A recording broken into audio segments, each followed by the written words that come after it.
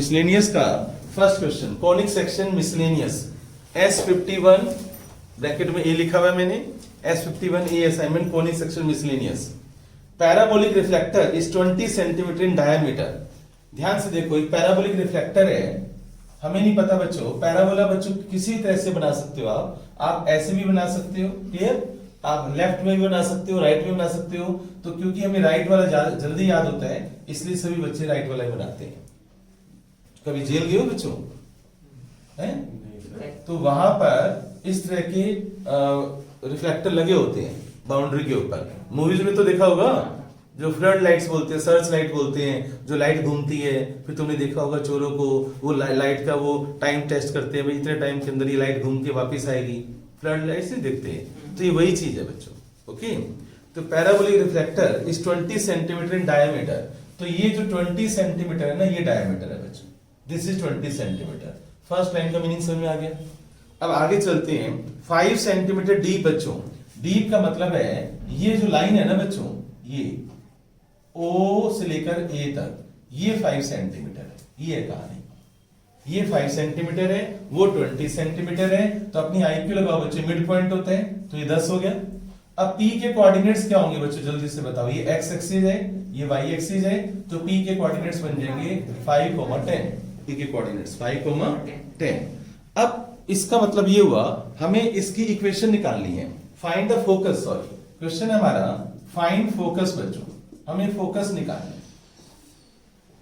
तो फोकस हम कैसे निकालेंगे, पहले बताओ ये पैराबोला कौन सा बच्चों, y² is equal to 4ax। अब ये जो पॉइंट है 5, 10 इसको सेटिस्फाई करेगा, क्योंकि लाई करते हैं। तो तुम लिखोगे since point P lies on parabola, parabola पर ये लाई करता है, तो भैया इसको सेटिस्फाई करेगा। यानी यहां जहां पर y है वहां पर आप 10 पुट कर दो, जहां पर x है वहां पर 5 ले आओ, तो ये हो गया 100/20। तो a आ गया मेरे पास 5 सेंटीमीटर, 5 आ गया a। अब बच्चों फोकस याद करो, किसी को याद हो पैराबोला का जो फोकस होता है, फोकस उसके क्या कोऑर्डिनेट्स क्या थे बच्चों, याद करो, a,0। तो फोकस के कोऑर्डिनेट्स थे a,0। a की वैल्यू कितनी है 5, ये तुम्हारा आंसर आ गया। क्लियर हो गया। अच्छा याद करो, और मैं पूछता हूं लेंथ ऑफ लेटेस्ट रेक्टम। मान लो मैं इस क्वेश्चन में पूछता हूं लेंथ ऑफ लेटेस्ट रेक्टम, उन्होंने नहीं पूछा पर मैं आपसे पूछ रहा हूं लेंथ ऑफ लेटेस्ट रेक्टम किसको फॉर्मूला याद है, 4a।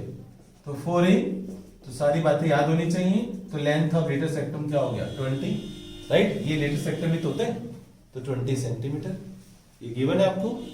क्लियर, समझ आ गया यहां तक। तो ये फर्स्ट क्वेश्चन कंप्लीट हो गया, इसको आप अपनी लैंग्वेज में नोट कर सकते हो। अब आप सेकंड क्वेश्चन देखो, आप एक बार स्टडी कर लो, क्वेश्चन की लैंग्वेज पढ़ लो। An arch is in the form of a parabola with its axis vertical। Vertical axis दे रखी है बच्चों सेकंड क्वेश्चन के अंदर, पैराबोला की वर्टिकल एक्सिस दे रखी है बच्चों, तो पैराबोला ऐसा बनेगा। Clear, vertical axis, axis with axis vertical, and arch is 10 metre high. मान लो बच्चों 10 मीटर हाई है, तो मैंने क्या किया, ये हाइट ले ली मैंने 10 मीटर की। Clear, 10 metre high and 5 metre wide. 5 metre wide का मतलब है ये पूरा 5 मीटर है बच्चों, 5 मीटर हाई। तो बच्चों एक बात बताओ, ये अगर मैं a लेता हूं तो ये कितना हो जाएगा 5/2, ठीक है, 50%। How wide it is 2 metre from the vertex of the parabola. Vertex इसको बोलते हैं, इसे हम क्या बोलते हैं, वर्टेक्स। यहां से 2 मीटर ऊपर चले जाओ, 2 मीटर ऊपर, ये 2 मीटर ऊपर चले गए। मैं यहां पर बताना है इसकी विड्थ कितनी है, यानी आपको ये बताना होगा कि ये अगर मैं 2x ले लूं, अगर मैं 2x ले लूं तो ये मेरा कितना हो जाएगा x बच्चों, ये x हो जाएगा ना। तो m और ये हो गया n और ये इसको बोल देता हूं मैं p। तो find 2x, find width 2x।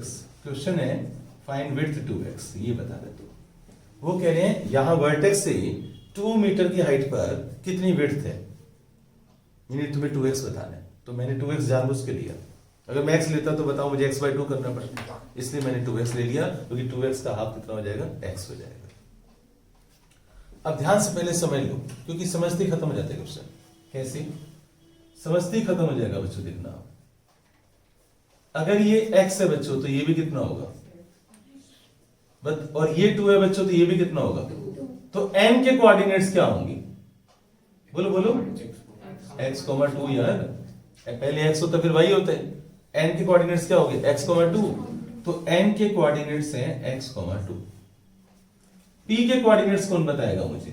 भाई यहां से लेकर यहां तक, यहां से लेकर यहां तक 5/2 है और (10).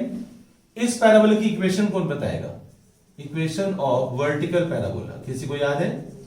Vertical parabola, yes, x² = 4ay। तो बच्चे पढ़ने वाले होने चाहिए, मेमोरी अच्छी होनी चाहिए। x = 4ay। अब पहले पॉइंट P को सेटिस्फाई कर दूंगा मैं, वहां से A आ जाएगा, फिर मैं A को पुट कर दूंगा, पैराबोला आ जाएगा, फिर मैं ये पुट कर दूंगा, वहां से x आ जाएगा।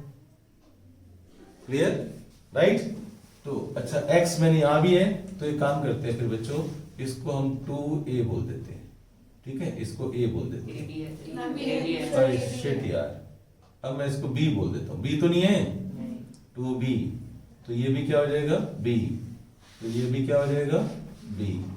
अब ठीक है, तो अब बच्चों point P lies on parabola, point P lies on parabola.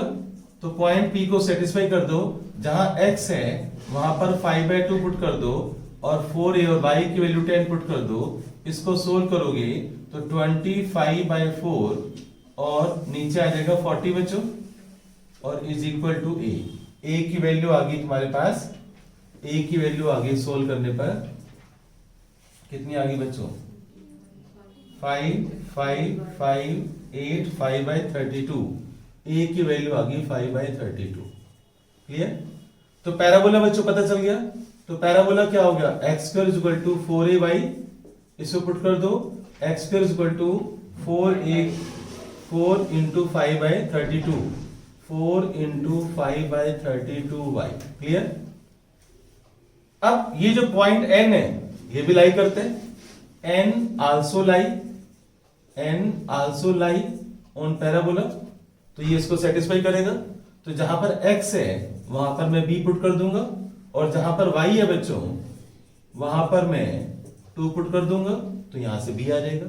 तो ये आ रहा है मेरा, कटिंग करने पर 2, 16, 4, 4 और 4, 5। क्लियर? 5/4, तो मेरे पास b आ गया √5/2। b कितना आ गया?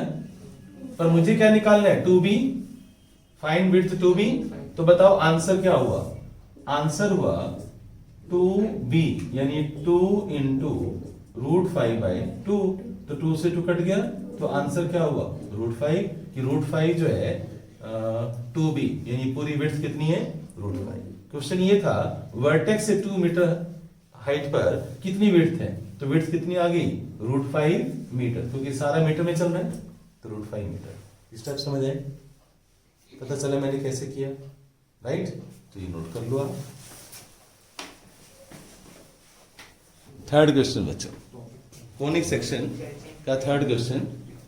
अब बच्चों देखो, आप इधर ध्यान से पढ़ लो पहले, क्योंकि मुश्किल है, ट्रिपल वाला है बच्चों ये। Cable of a uniformly loaded suspension bridge hangs in the form of a parabola। एक केबल बच्चों ऐसे, बच्चों देखना ध्यान से बच्चों, ये केबल ऐसे हैंग कर रही है, और एक वायर बच्चों 30, ये रोड है बच्चों, ये रोड है हमारी, ये रोड है, राइट? इनको ना पोल बोलना चाहिए था, चलो कोई बात नहीं, उन्होंने नहीं बोला। 30 मीटर की वायर है जो इसको सपोर्ट कर रही है बच्चों, राइट? और इधर से 30 मीटर की वायर ये भी है बच्चों जो इसको सपोर्ट कर रही है। अब अगर आप क्वेश्चन पढ़ चुके हो तो ये जो लेंथ है ना बच्चों 100 की है, 100 मीटर की लेंथ है। अब आप क्वेश्चन देखो, आप roadway which is horizontal and 100 metre long supported by vertical wires attached to the cable, longest wire 30 है। अच्छा, बीच में भी उसको सपोर्ट दी हुई है यहाँ पर, और इसकी जो लेंथ है ना वो 6 है बच्चों।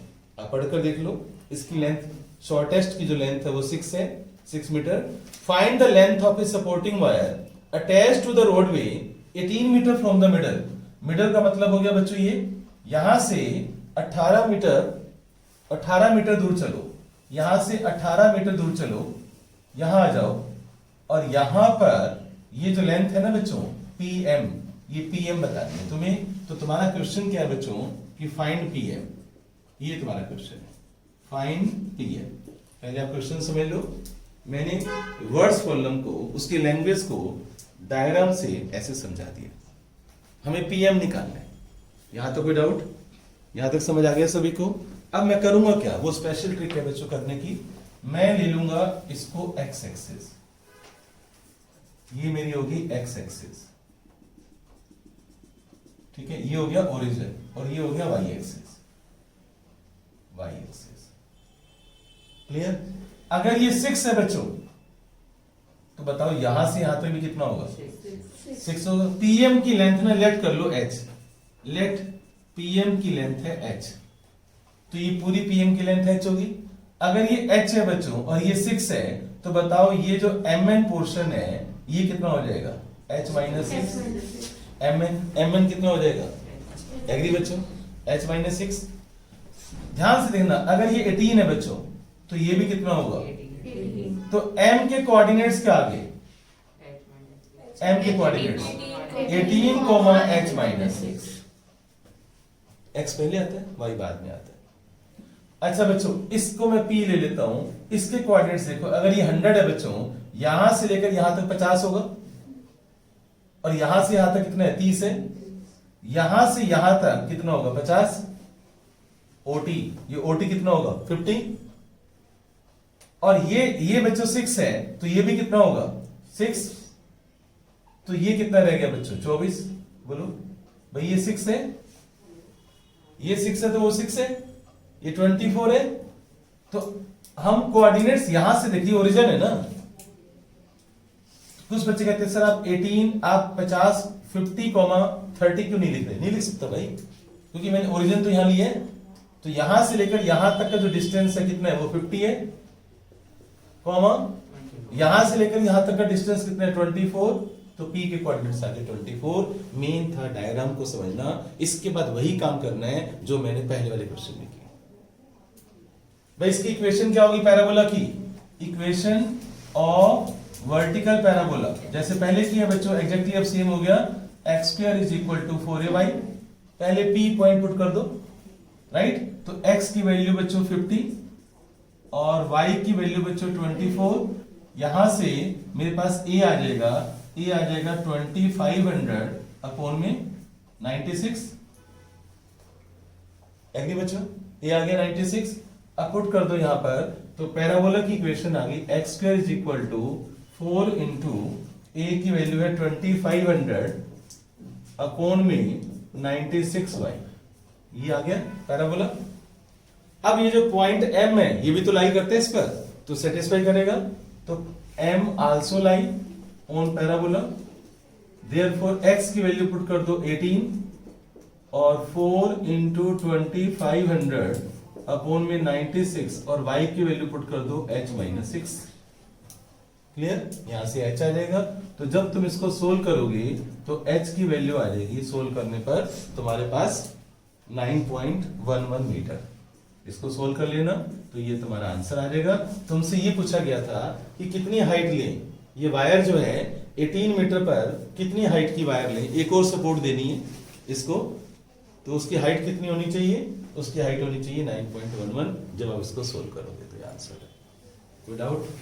स्टेप समझ आ गए? तो इसको नोट कर लो।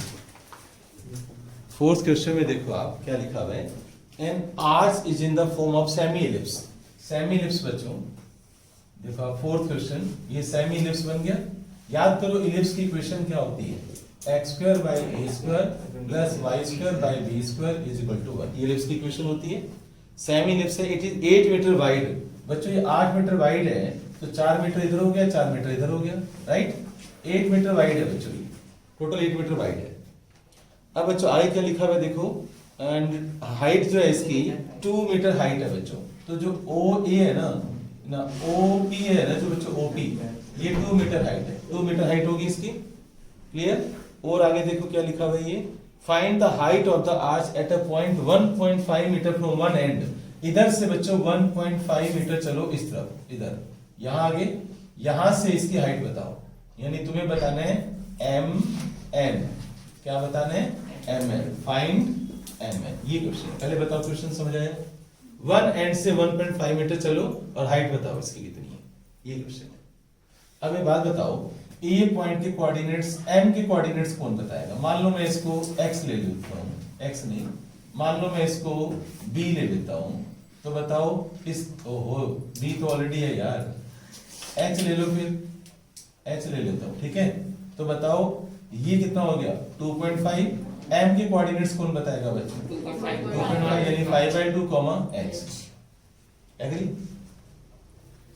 तो ये पॉइंट इसको सेटिस्फाई करेगा 5/2 एच, और एक्स यहाँ पर a, 0 होता है, यानी 4, 0, तो a की वैल्यू 4 पता चल गई। और बताओ बच्चों यहाँ पॉइंट b, ये कितना होगा बच्चों? मेजर एक्सिस 2b, 0, 2, तो b की वैल्यू 2 आ गई ना बच्चों, यही होता है ना b, a0, इधर a0 होता है, इधर -a0 होता है, इधर 0, b होता है।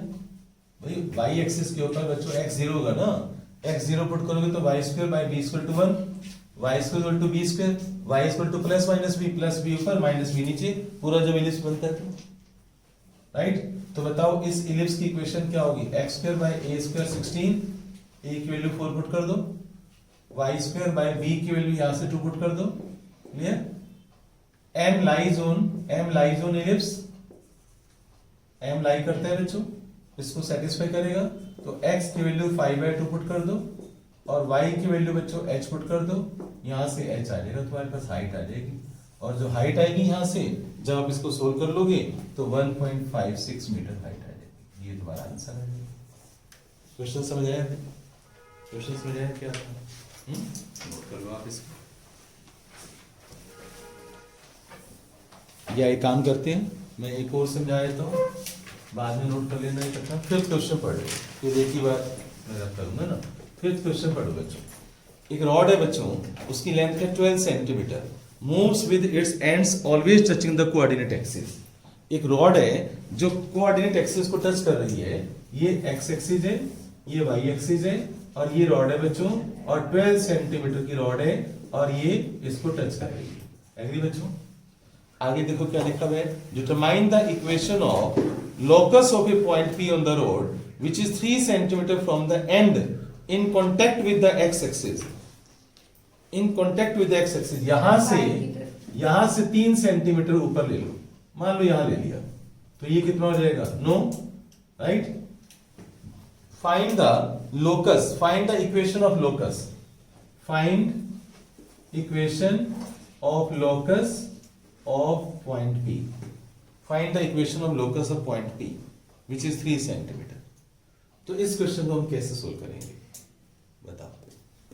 देखना बच्चों ध्यान से, ये 9 हो गया, क्लियर? अगर मैं यहां से परपेंडिकुलर ड्रॉ कर दूं तो ये m हो जाएगा, ये 90 डिग्री है, ये एंगल अगर थीटा है बच्चों, तो ये एंगल भी कितना होगा? थीटा होगा, क्लियर?